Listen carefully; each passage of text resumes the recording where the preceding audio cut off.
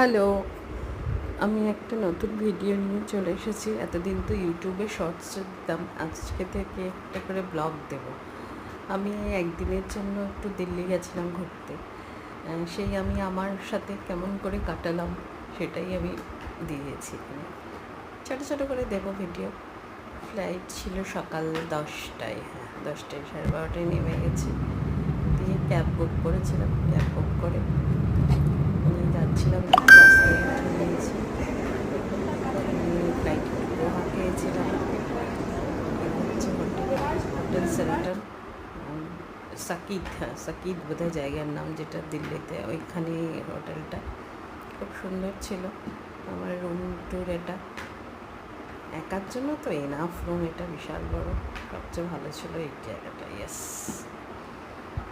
আমি রুমের প্রথমেই আগে যেটা চোখে দেখি সেটা হচ্ছে এটা, বাথরুমটা ঠিকঠাক দিয়ে চেঞ্জ ফেঞ্জ করে রেডি হয়ে বেরিয়ে পড়ছিলাম। টাটা, পরের ভিডিওর জন্য।